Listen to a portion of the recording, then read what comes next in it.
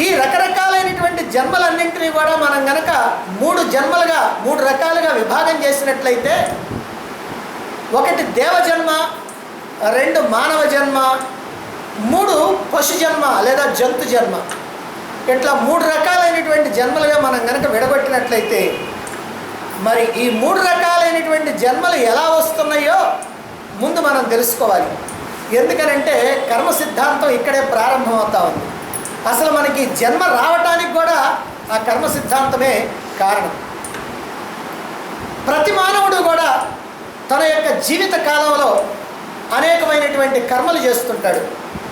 మంచి పనులు చేస్తుంటాడు, చెడ్డ పనులు చేస్తుంటాడు, పుణ్యకార్యాలు చేస్తుంటాడు, పాపకార్యాలు చేస్తుంటాడు, ధర్మంగా నడుస్తూ ఉంటాడు, అధర్మంగా నడుస్తుంటాడు, అన్యాయంగా ప్రవర్తిస్తూ ఉంటాడు. ఇలా రకరకాలైనటువంటి పనులు చేస్తూ ఉంటారు మానవులైనటువంటి వాళ్ళందరూ. అయితే ఇలా అనేకమైనటువంటి జన్మల్లో ఇలా చేస్తూ ఉన్నటువంటి కర్మలు ఏవైతే ఉన్నాయో, ఆ కర్మల్లో అప్పటికప్పుడు లేదా ఆ తర్వాత ఎప్పుడో ఒకప్పుడు అనుభవించినటువంటి కర్మలు పోను, ఆ మిగిలినటువంటి కర్మలన్నీ కూడా సంచితమవుతాయి.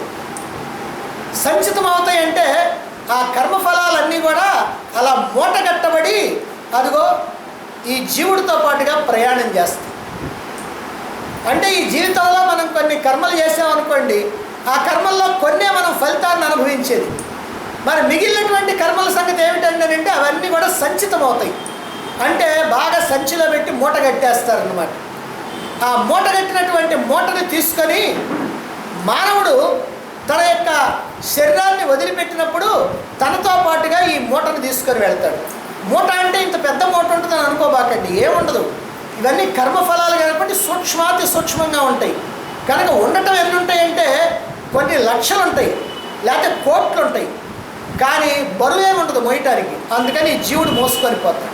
ఎప్పుడైతే దేహాన్ని విడిచిపెట్టాడో ఈ సంచిత కర్మల మూటతో సహా ఈ మానవుడు ఒక దేహం నుంచి మరొక దేహం కోసం వెతుక్కుంటూ వెళ్ళిపోతూ ఉంటాడు.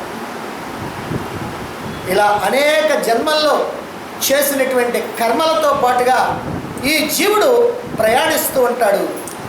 అందులో కొన్ని కర్మలు పక్వానికి వస్తాయి.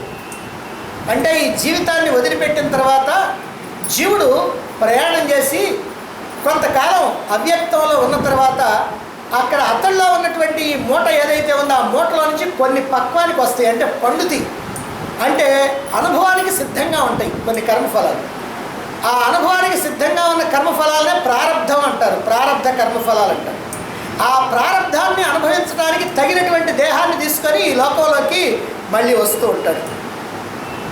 అలా వచ్చి అందులో పుణ్యకర్మ ఫలాలు కనుకుంటేనేమో సుఖాన్ని సంతోషాన్ని పొందుతాడు. పాపకర్మల ఫలాలు కనుకుంటేనేమో దుఃఖాలు బాధలు భయాలు అనుభవిస్తూ ఉంటాడు. ఇదిగో ఇది మానవుడు ఇక్కడ చేసినటువంటి కర్మల్ని తనతో పాటుగా తీసుకెళ్ళి మళ్ళీ తిరిగి వచ్చేటువంటి విధానం. అసలు విషయం ఏమిటనంటే ఈ లోకంలో మనం సంపాదించినటువంటి డబ్బు కానీ, ఇళ్ళు వాకిళ్ళు కానీ, తోటలు దొడ్లు భూములు పుట్ర బ్యాంకు బ్యాలెన్సులు, లేకపోతే ఇక్కడ ఉన్నటువంటి పదవులు భార్య బిడ్డలు బంధుమిత్రులు అన్నీ వదిలిపెట్టిపోవాల్సిందే. పూచికప్పుల్లో కూడా తీసుకెళ్ళడానికి వీల్లేదు. కానీ ఏం తీసుకెళ్తాడంటే తను చేసినటువంటి ఈ పాపాలు పుణ్యాలు లేదా తాను చేసినటువంటి ఈ సాధన లేదా జ్ఞానం సంపాదించినటువంటి జ్ఞానం వీటిని తీసుకెళ్తాడు. అంటే మనకి ఏవైతే కనపడవో వాటిని తీసుకెళ్తాడు. ఈ కనిపించేటువంటి స్థూలమైనటువంటి వాటి అన్నింటినీ ఇక్కడే వదిలిపెట్టిపోతాడు. అయితే ఈ ప్రకారంగా ఎవరైతే మానవ జన్మ ఎత్తిన తర్వాత అనేకమైనటువంటి కర్మలు చేసి ఈ కర్మఫలాలు అనేక జన్మల్లో కూడబెట్టుకున్నటువంటి కర్మఫలాలన్నింటినీ తీసుకువెళ్ళి అక్కడ పక్వానికి వచ్చినటువంటి కర్మలు కనుక అన్ని పుణ్యకర్మలు కనుక అయితే అతడు దేవలోకంలో దేవజన్మ ఎత్తుతాడు. దేవజన్మ ఎత్తుతాడు అని అంటే అక్కడ ఎవరికో పుడతాడని కాదు. దేవజన్మ అంటే ఏమిటంటే దేహం ఉండదు, దేహము లేనటువంటి జన్మ. దేవతలకి దేహం ఉండదు కాబట్టి ఆ దేవజన్మలో అన్ని సుఖాలు భోగాలు అనుభవిస్తూ ఉంటారు. ఎందుకని?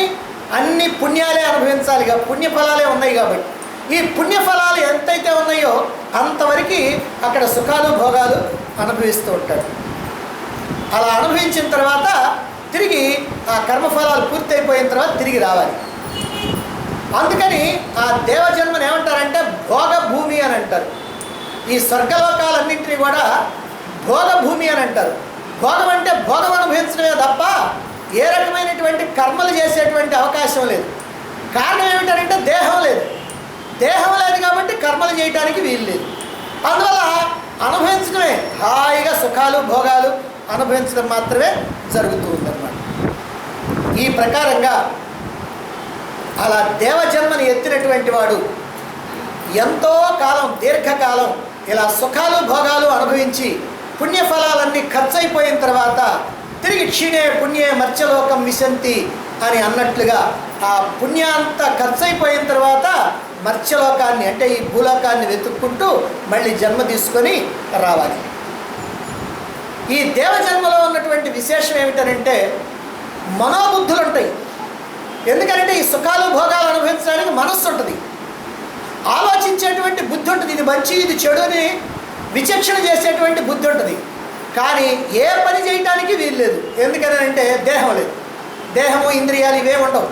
అందువల్ల ఏ పని చేయటానికి వీలు లేదు. ఇది దేవజన్మ యొక్క పరిస్థితి. అందువల్ల దేవజన్మ ఎలాంటిది అయ్యానంటే భగవత్ సాక్షాత్కారానికి ఉపయోగపడదు. అంటే మనం ఏ దేవతలను అయితే ప్రార్థిస్తూ ఉన్నామో ఆ దేవతలు ఎవ్వరు కూడా మోక్షాన్ని అందుకోవడానికి అర్హత లేనటువంటి వాళ్ళే.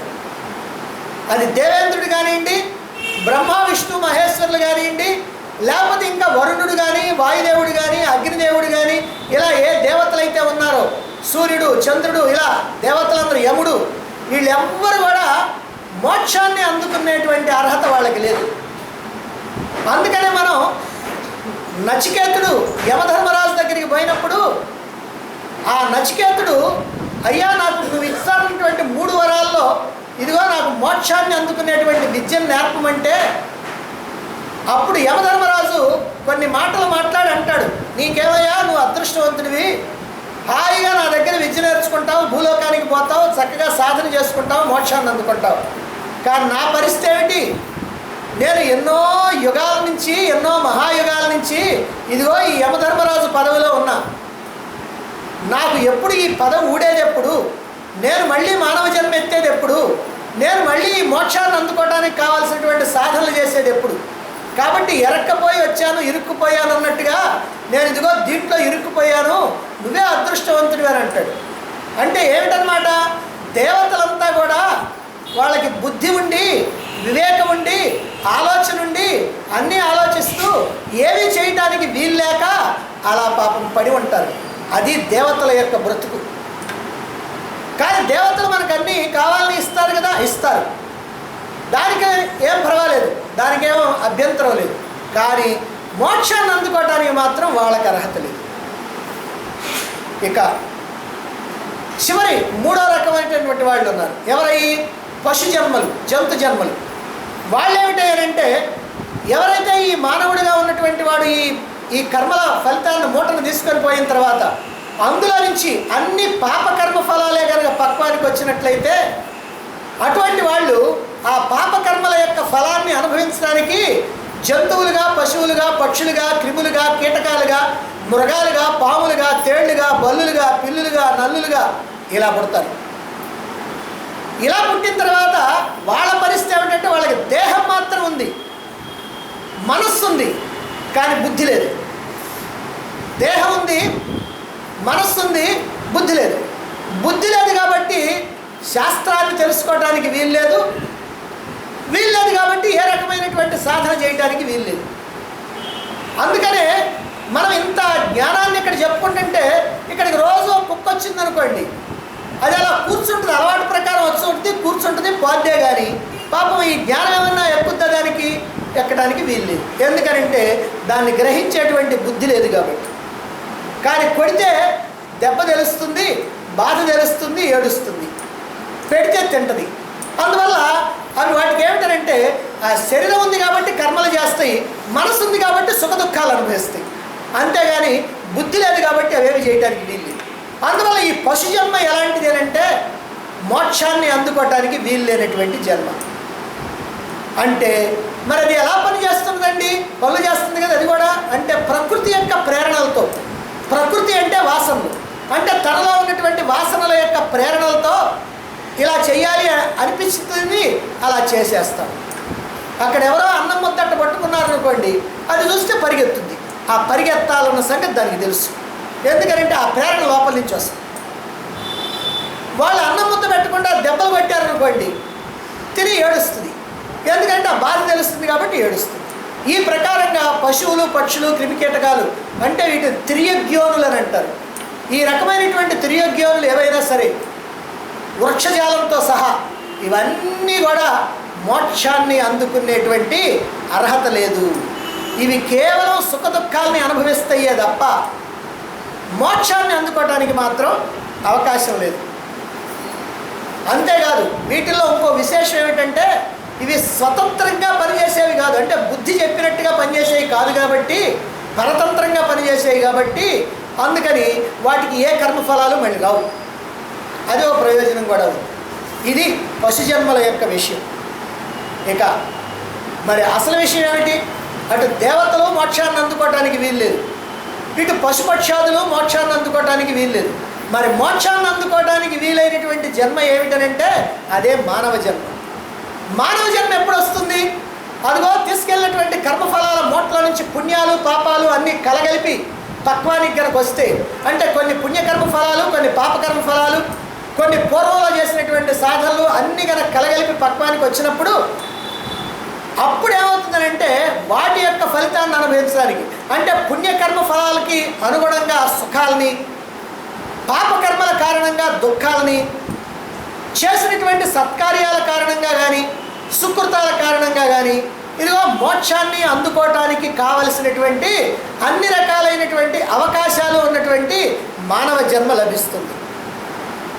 కాబట్టి పుణ్యపాఫలాల కారణంగా సుఖభోగాలు అనుభవిస్తాడు, పాపకర్మాల కారణంగా దుఃఖాలు అనుభవిస్తాడు. అందుకనే మానవుడికి ఎప్పుడు సుఖాలు ఎవరికైనా ఉంటాయా, ఎప్పుడు దుఃఖాలు ఎవరికైనా ఉంటాయా?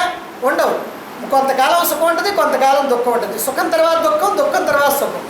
అలా ఏం లేదండి, నేను పుట్టిన దగ్గర నుంచి ఇప్పటిదాకా సుఖమే, ఇక్కడి నుంచి తర్వాత పోయేదాకా నాకు సుఖమే అనేవాడు ఎవడన్నా ఒక్కడిని గుండె మీద చేయి వేసుకొని చెప్పేవాడు ఉంటే చెప్పండి. కాబట్టి ఎవ్వరూ ఒక్కడు కూడా ఉండడు. అందరూ కూడా సుఖాలు దుఃఖాలు అనుభవిస్తూ ఉండవలసింది.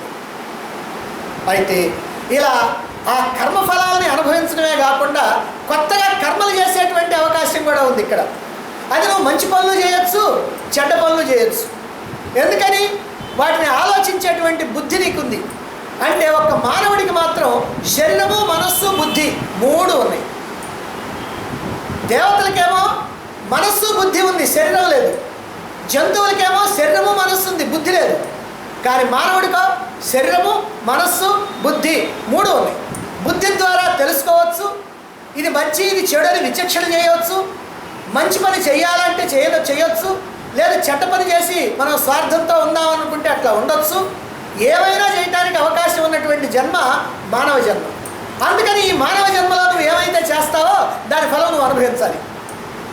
ఎందుకని? నువ్వు కావాలని చేస్తున్నావు కనుక నీ కర్మఫలం నువ్వు అనుభవించాలి. సరే, కర్మఫలం అనుభవించడం ఒక పక్క జరుగుతుంటే ఇంకొక ముఖ్యమైనటువంటి విషయం ఏంటంటే మోక్షాన్ని అందుకోవడానికి వీలైనటువంటి జన్మ ఈ మానవ జన్మ. మానవ జన్మలో తప్ప మోక్షాన్ని అందుకోవటానికి ఇక ఏ జన్మ 83,99,999 రకాలైనటువంటి జీవరాశుల్లో ఏ జీవరాశిగా పుట్టినప్పటికీ కూడా మోక్షాన్ని అందుకోవడానికి వీల్లేదు. కేవలం ఒక్క మానవ జన్మలో మాత్రమే మోక్షాన్ని అందుకోవడానికి వీలుంది. దానికి కారణం శరీరం, మనస్సు, బుద్ధి అనేటువంటి మూడు కూడా ఉండటమే. అందువల్ల ఇది కర్మలు చేసే అధికారం ఉన్నటువంటి జన్మ కనుక దీన్ని కర్మభూమి అన్నారు. అది భోగభూమి అయితే, దేవలోకం భోగభూమి అయితే, ఈ భూలోకం కర్మభూమి అని అంటారు. ఎందుకంటే కర్మలు చేసేటువంటి అధికారం నీకు ఉంది అని. అందువల్ల ఈ కర్మలు చేసే అధికారం ఉండి మోక్షాన్ని పొందేటువంటి అవకాశం ఉన్నటువంటి ఈ జన్మ కాబట్టి ఈ మానవ జన్మని జంతువునాం నరజన్మ దుర్లభం అన్నారు. ఇది దుర్లభమైనటువంటిది, అపురూపమైనటువంటిది, మహోన్నతమైనటువంటిది ఈ మానవ జన్మ. మానవుడిగా జన్మించినటువంటి మనకి ఇదింత గొప్పదని మనం మాత్రం ఎప్పుడు తెలుసుకోం. కానీ దేవతలు మాత్రం ఎప్పుడు అనుకుంటారు, ఎప్పుడెప్పుడు నాకు ఈ పీడ వదిలిపోద్దా, ఎప్పుడెప్పుడు మానవ జన్మ వస్తుందా, ఎప్పుడెప్పుడు నేను మోక్షాన్ని అందుకోవాలని. ఎందుకంటే దేవతలంతా ఎవరు? అన్ని పుణ్యాలు చేసుకున్నటువంటి వాళ్ళే. ఆ పుణ్యాలు చేసుకున్నటువంటి వాళ్ళు కనుక ఎప్పుడు మళ్ళీ నాకు మానవ జన్మ కనుక వస్తే మోక్షాన్ని అందుకుందామా అని వాళ్ళు ఎదురు చూస్తూ ఉంటారు.